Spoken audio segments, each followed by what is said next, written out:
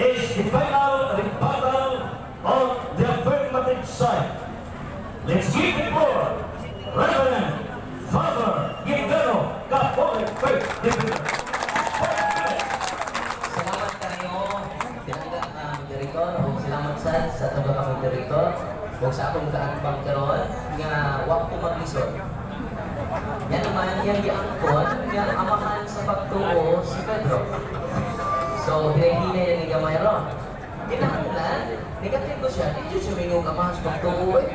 Kaya negative man siya. Ang Papa, amahan sa pagtuo. Walang unang pangutanan na ko niya, nasabtan ba ni mo, uyonan ba ni mo, kanday pa, o ang kahulugan ni Papa, uyon kayo siya.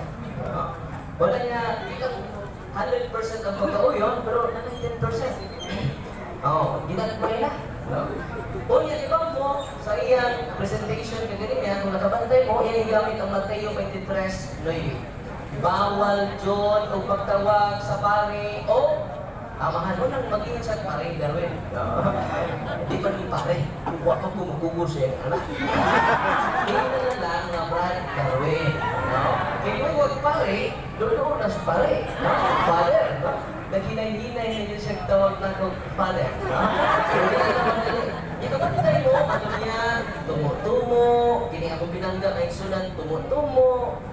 Pero kapantay mo, siya na pwede naigo sa iyang katarungan.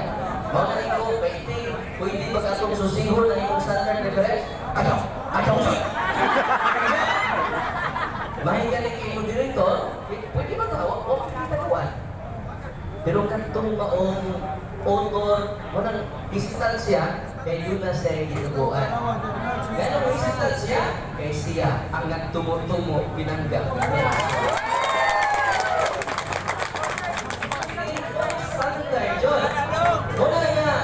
Sorry pa kayo magtumutungo ka. Wag ni siya gilapigan. Standard reference. Pero niya, ayaw, oy. Ako ko ang bawal ka. Ayaw pa din pa. Pwede mo din ako ihatag niya karandayon. Bisan mo rin padal ulit. The first pope of the Roman Catholic Church is Saint Peter. Ang list of popes. Ang naguna din kasi lahat, masisip, bayan pinagulong. Saint Peter! Ang naguna, dapat ay mga kakway, mga kaigsunan. Kaya nga naman, dahil kakway ni San Milos, Anapitos, Clemente, the first 266 na kasanto Papa, ang president na karon, si Papa Francisco. Dahil kakway, kaya di pa ni tumo at tuwa. Yan ito nga. Ni ang konjud siya nga amahan Diyos sa pagtuo si Pedro. O niya, ang iyang yutlo, Galatia 2:12. Ang nauna kuno sa dimensyon si Santiago. Ikaduha naman lagi si Pedro. Namura. Huwag na mo ha. Huwag pa na nagtutuan. Ikaw na mo na. List of Pope, at list of Apostles. Pero kung patinunaan pa siya, iya ito ikutlo, Matay, Marco, Mateo, Jes, Onodos, kung pa dito ka teksto. Huwag dito niya ganito. Kaya number 1 man si Peter ato. Huwag na niya, kinito, dili, tumo-tumo. Unang halingin, ni angkon siya, niya si Pedro, iusapanan. Meaningful, meaningless. Meaningful ba? Meaningful. Diba sa wag na hiniling. Nakita ninyo ang inconsistency sa pinanggal akong igsuwan. Amen?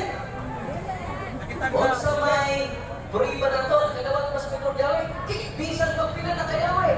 Kaya siya may unang nakadawat sa Yahweh among the 12 apostles. Therefore, siya ang first among equals, the primacy of Peter. Bisan si San Mateo, nakiuna sa iyang lista si San Pedro. Naibaw ba si Pedro na siya first among equals, siya ang amahan? Naibaw, okay, iya magitawag si Marcos na amahan.